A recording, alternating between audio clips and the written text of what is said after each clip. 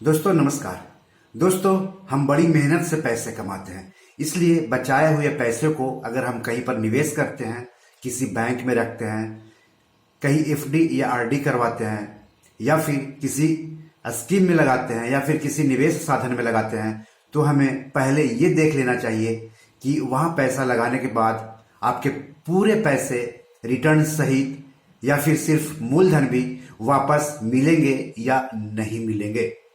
जैसे कि मान लिया कि आप अगर किसी बैंक में सेविंग्स अकाउंट खुलवाने जा रहे हैं, तो आपको मालूम होना चाहिए कि अगर वो बैंक डूबता है या फिर उस बैंक का लाइसेंस रद्द किया जाता है, तो ऐसी स्थिति में आपका कितना पैसा वापस मिलने की वहां पर उम्मीद रहेगी। उसी तरह से अगर आप किसी स्कीम में पैसे लगाते हैं, तो ये देख लें कि उस स्कीम से आपके पूरे पैसे वापस मिलने की कितनी उम्मीद है। अगर वो स्कीम बंद हो जाती है या फिर स्कीम चलाने वाला भाग जाता है पैसे लेकर के, तो क्या कानून कहता है आपके पूरे पैसे वापस लेने के संबंध में। उसी तरह से अगर आप किसी एनबीएफसी में पैसे लगाते हैं, तो ये मालूम होना चाहिए कि कानून के मुताबिक क्या अगर वो एनबीएफसी यानी नॉन बैंकिंग फाइनेंशियल कंपनी डूबती है या फिर उसका लाइसेंस रद्द किया जाता है, तो आपके पूरे पैसे वापस मिलेंगे या फिर नहीं मिलेंगे। कुछ निवेश साधन हैं, उनके बारे में तो सबको मालूम रहता है कि वो रिस्की प्रोडक्ट होता है, जैसे कि शेयर बाजार के बारे में सबको मालूम है कि यहां पर अगर आप पैसे लगाते हैं तो आपके पैसों की कीमत कई गुना बढ़ भी सकती है, कई गुना घट भी सकती है, या फिर उसकी वैल्यू जीरो भी हो सकती है। उसी तरह से अगर आप म्यूचुअल फंड स्कीम में पैसे लगाते हैं, तो उसका भी रिस्क सबको मालूम होता है कि वहां पर भी आपके पैसे काफी बढ़ सकते हैं, काफी घट भी सकते हैं, कीमत जीरो भी हो सकती है, या फिर कई बार तो स्कीम ही बंद कर दी जाती है। तो इस तरह से हर निवेश साधन के अपने अपने नफा है, नुकसान है, रिटर्न है, रिस्क है। तो कहीं पर भी पैसे लगाने के पहले इन सब चीजों को आपको सोच लेना चाहिए। तो इन दिनों डीएचएफएल, जो कि एक नॉन बैंकिंग फाइनेंशियल कंपनी है, एनबीएफसी, काफी चर्चा में है। इसे पिरामल को बेच दिया गया है, अब ये पिरामल की कंपनी हो गई है। लेकिन डीएचएफएल में करीब हजारों लोगों के एफडी के पैसे फंसे हुए हैं, जिसमें ज्यादातर लोग बुजुर्ग हैं, रिटायर्ड हैं, पेंशनर्स हैं। उनको अपने पैसों के लिए काफी जद्दोजहद करनी पड़ रही है, जैसे कि कोऑपरेटिव बैंक, पीएमसी बैंक के ग्राहकों को करनी पड़ रही है। तो सवाल है कि जब आप कहीं पर पैसे लगाने जा रहे हैं, तो 100% पैसा आपका कहां सेफ रहेगा, बैंक में, पोस्ट ऑफिस में, या फिर डीएचएफएल जैसी एनबीएफसीज में। तो क्या कहता है कानून, इस बारे में जानना बहुत ही जरूरी है। बैंकों में जैसे कि SBI, HDFC bank, bank of Baroda, Punjab national bank, ICICI bank, जैसे बैंकों में अगर आप खाता खुलवाते हैं और वो बैंक अगर डूबता है या फिर उसका लाइसेंस रद्द किया जाता है, तो मौजूदा कानून के मुताबिक वहां से आपको 5 लाख रुपए तक ही वापस मिलने की उम्मीद है, मौजूदा कानून के हिसाब से। ये जो 5 लाख है उसमें सेविंग्स अकाउंट भी शामिल रहेगा, एफडी, आरडी या फिर किसी दूसरी स्कीम में भी अगर आप वहां पर पैसे लगाए रहेंगे, तो सारा कुछ 5 लाख में शामिल रहेगा। अगर आपका पैसा 5 लाख से ज्यादा जमा है, तो जो एक्स्ट्रा पैसा है उसे मिलने की उम्मीद नहीं करे तो ज्यादा बेहतर है बैंकों के मामले में। पहले हालांकि 1 लाख रुपए तक ही वापस मिलने की उम्मीद रहती थी, लेकिन मोदी सरकार ने कानून में संशोधन करके 5 लाख रुपए तक कर दिया है। ये तो रही बैंक की बात। अगर आप किसी पोस्ट ऑफिस में अकाउंट खुलवाते हैं, वहां पर भी आप सेविंग्स अकाउंट खुलवा सकते हैं, वहां पर भी एफडी करवा सकते हैं, आरडी करवा सकते हैं। इसके अलावा कई स्कीम भी है पैसे से पैसे कमाने की, जैसे कि CSC senior citizen saving scheme हो गया, डाकघर मासिक आय योजना हो गया, इसके अलावा एनएससी यानी नेशनल सेविंग सर्टिफिकेट है, किसान विकास पत्र है, सुकन्या समृद्धि योजना है ना, इसके अलावा पीपीएफ है यानी पब्लिक प्रोविडेंट फंड है। तो इस तरह से आप करीब करीब 11 स्कीमें हैं पोस्ट ऑफिस में, वहां पर भी आप पैसे लगा करके पैसे कमा सकते हैं। तो पोस्ट ऑफिस में अगर आप पैसे लगाते हैं, तो आप जितना पैसा लगाते हैं वो सारे पैसे आपके सुरक्षित रहेंगे, भले ही 20 लाख हो, 25 लाख हो, 30 लाख हो, सारे पैसे आपके सेफ रहते हैं, क्योंकि सरकार पोस्ट ऑफिस सेविंग्स अकाउंट पर सॉवरेन गारंटी देती है। सॉवरेन गारंटी का मतलब ये हो गया कि जितना पैसे लगाएंगे सारे पैसे वापस करने की गारंटी सरकार देती है।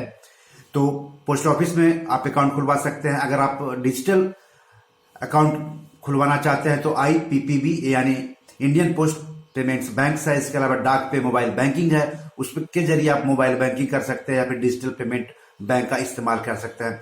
अब तीसरी बात रही डीएचएफएल जैसी एनबीएफसीज में। तो एनबीएफसीज के बारे में क्या कहता है कानून, तो आपको बता दूं कि एनबीएफसीज को आरबीआई से लाइसेंस लेना होता है, और कुछ एनबीएफसीज को पब्लिक के पैसे जमा करने की अनुमति मिली हुई होती है, सारे एनबीएफसी को नहीं होती है अनुमति पब्लिक पैसे जमा करने की। तो कौन सी एनबीएफसी को पब्लिक पैसे जमा करने की अनुमति है, इसकी लिस्ट आपको आरबीआई की वेबसाइट से मिल जाएगी, और किस एनबीएफसी को पब्लिक के पैसे जमा करने की अनुमति नहीं है उसकी भी लिस्ट आपको आरबीआई की वेबसाइट से मिल जाएगी। वैसे इन दोनों की लिस्ट का जो लिंक है इस वीडियो के डिस्क्रिप्शन में आपको मिल जाएगा। तो एनबीएफसी के संदर्भ में आरबीआई साफ कहता है कि अगर कोई एनबीएफसी डूबती है, लाइसेंस रद्द होता है उसका, तो उसके पैसे वापस मिलने की गारंटी आरबीआई नहीं देता है, एक भी पैसे की गारंटी नहीं देता है। यानी आपका पैसा अगर डूब रहा है तो एक भी पैसे की वापसी की गारंटी आरबीआई नहीं लेता है। तो अब सवाल है कि अगर कोई एनबीएफसी डूब रही है, उसका लाइसेंस कैंसिल हो रहा है और अब अगर आपने उसमें पैसे जमा किए हैं तो उसके लिए कहाँ आपको जाना पड़ेगा, कहाँ शिकायत करनी पड़ेगी?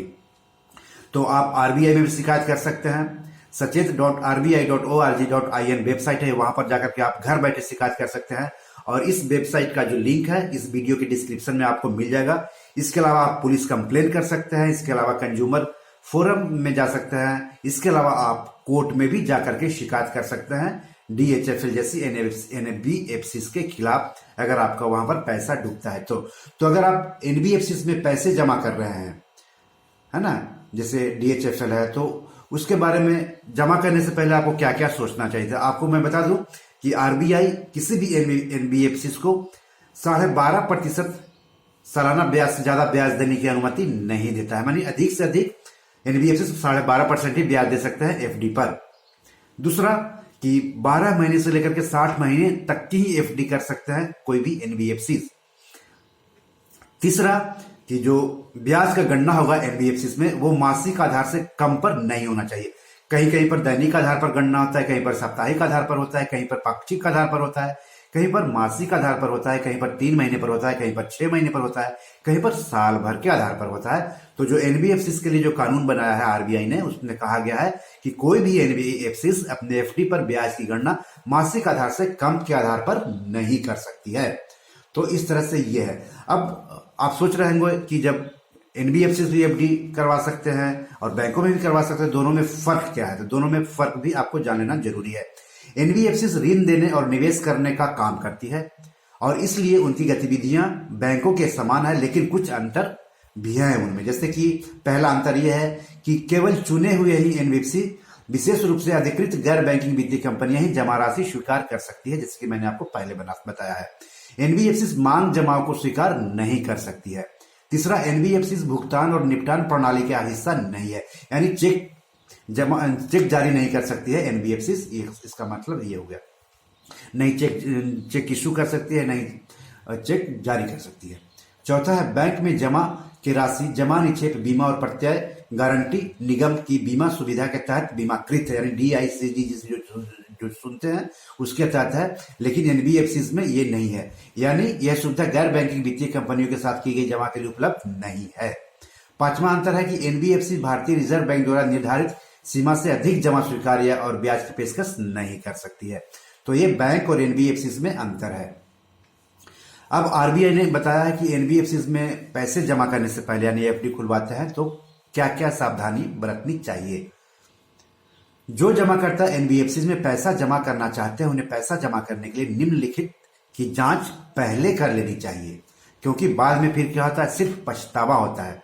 अब देखिए ना, डीएचएफएल के 77,000 एफडी निवेशक अपने पैसों के लिए कोर्ट का दरवाजा खटखटा रहे हैं, यहां वहां भटक रहे हैं, धरना प्रदर्शन करना पड़ रहा है, उन लोगों को कितनी परेशानी का सामना करना पड़ रहा है। इसलिए बेहतर है कि कहीं पर भी आप पैसे जमा करते हैं किसी भी स्कीम में, तो जमा करने के पहले सोच लीजिए कि वहां पर क्या क्या रिस्क है, क्या वो पैसे वापस मिलेंगे या फिर नहीं मिलेंगे, क्योंकि डूबने के बाद फिर बहुत मुश्किल होता है पैसे को वापस मिलना। पीएमसी के मामले में देख रहे हैं आप, डीएचएफएल के मामले में देख रहे हैं, या फिर कई सारी जो पूंजी स्कीम्स होती है, आपका पीएससीएल है, सहारा है, स्पीकेसिया है, तो बहुत सारी स्कीम है, शारदा स्कैम है।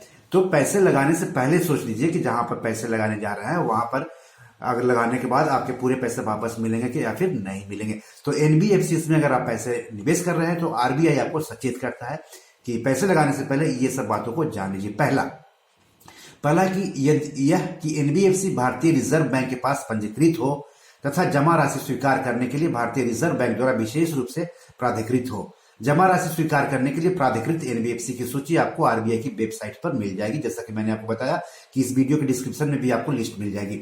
जमाकर्ताओं को जनता की जमा राशि स्वीकार करने वाली एनबीएफसी की सूची जांच लेनी चाहिए और यह भी देख लेना चाहिए कि कहीं इसका नाम उन कंपनियों की सूची में तो शामिल नहीं है जिन्हें जमा राशि स्वीकार करने से प्रतिबंधित किया गया है। जमा राशि स्वीकार करने से प्रतिबंधित की गई एनबीएफसी जिन्हें निषेधात्मक आदेश जारी किए गए हैं, समापन की याचिका दायर है और चैप्टर 3B, 3C और अन्य के तहत जिनके विरुद्ध कानूनी मामले हैं की सूची रिजर्व बैंक की वेबसाइट पर अवेलेबल आपको मिल जाएगी। इसकी लिस्ट भी इस वीडियो के डिस्क्रिप्शन में दिया हुआ है। दूसरा यह कि एनबीएफसी ने अपनी वेबसाइट पर भारतीय रिजर्व बैंक द्वारा जारी पंजीकरण प्रमाण पत्र प्राथमिकता से प्रदर्शित किया है, तो इस प्रमाण पत्र की भी जांच आप कर सकते हैं, तभी आप पैसे लगाइए। तीसरा कि एनबीएफसी जमाकर्ताओं को 12.5% वार्षिक ब्याज से अधिक ब्याज की पेशकश नहीं कर सकती है। चौथा, जमाकर्ता द्वारा कंपनी में प्रत्येक जमा राशि के लिए उचित रसीद की मांग अवश्य करना चाहिए। कई बार लोग क्या करते हैं कि पैसे तो दे देते हैं लेकिन रसीद नहीं लेते, तो जिसका कोई प्रमाण नहीं रहता है कि आपने पैसे जमा किए हैं। तो जब आपके पास कोई प्रमाण नहीं रहेगा तो फिर आपके साथ अगर कुछ होता है तो फिर आप दावा नहीं कर सकते हैं, क्योंकि आपके पास प्रूफ ही नहीं है। इसलिए कहीं पर भी आप पैसे देते हैं तो उसका प्रूफ जरूर ले लीजिए। अगर प्रूफ नहीं ले रहे हैं तो किसी को साथ लेकर के जाइए जो कि गवाह के रूप में आपका काम आए, या फिर मोबाइल में उसका वॉइस रिकॉर्ड कर लीजिए या फिर फोटो ले लीजिए, कुछ भी ले लीजिए, लेकिन कुछ ना कुछ प्रूफ के तौर पर रसीद जरूर लीजिए कहीं पर भी आप पैसे जमा करते हैं तो। जमा रसीद कंपनी के प्राधिकृत अधिकारी से विधिवत हस्ताक्षरित होनी चाहिए तथा उसमें जमा की तारीख, जमाकर्ता का नाम, राशि, अंकों और शब्दों में दिए ब्याज दर, परिपक्वता की तारीख और परिपक्वता राशि का उल्लेख होना चाहिए। और पांचवा है कि दलालों या एजेंटों आदि द्वारा गैर बैंकिंग वित्तीय कंपनियों की ओर से सार्वजनिक जमा राशि एकत्रित करने के मामले में जमाकर्ताओं को खुद को संतुष्ट कर लेना चाहिए कि दलाल या एजेंट एनबीएफसी द्वारा विधिवत अधिकृत है या फिर नहीं है।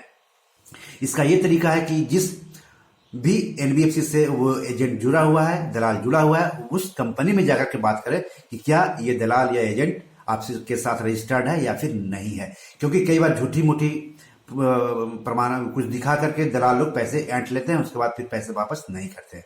और छठी सावधानी ये बरतनी है आरबीआई के मुताबिक कि जमाकर्ता को ध्यान में रखना चाहिए कि सार्वजनिक जमा असुरक्षित है और निक्षेप बीमा सुविधा गैर बैंकिंग वित्तीय कंपनियों के जमाकर्ताओं के लिए उपलब्ध नहीं है। यानी अगर कोई एनबीएफसी डूबती है या उसका लाइसेंस रद्द किया जाता है तो ये उम्मीद मत करें कि उसमें आपके जमा पैसे वापस मिल सकते हैं, इसकी कोई गारंटी आरबीआई नहीं लेता है। सातवां, भारतीय रिजर्व बैंक कंपनी की वित्तीय सुदृढ़ता या वर्तमान स्थिति के बारे में या कंपनी द्वारा व्यक्त बयान या अभ्यावेदन या राय में से किसी की शुद्धता के लिए और कंपनी द्वारा जमा की अदायगी या फिर देनदारियों के निर्वहन के लिए कोई जिम्मेदारी या गारंटी को स्वीकार नहीं करता है। यानी आरबीआई कोई गारंटी नहीं लेगा। आरबीआई एनबीएफसी को लाइसेंस दे सकता है, लेकिन उसमें जमा हुए पैसे जो ग्राहकों के हैं, जो उनके मेहनत की कमाई होती है, उनके खून पसीने की कमाई होती है, उसकी सेफ्टी की गारंटी आरबीआई नहीं देता है। इसलिए बीजेपी नेता सुब्रमण्यम स्वामी ने आरबीआई की जिम्मेदारी को लेकर के एक जनहित याचिका दायर की है। अब देखिए क्या फैसला आता है, क्योंकि आरबीआई को जिम्मेदारी तो लेनी होगी, हर जमाकर्ताओं के पैसे की सुरक्षा की जिम्मेदारी लेनी होगी आरबीआई को। तो आज इतना ही, नमस्कार।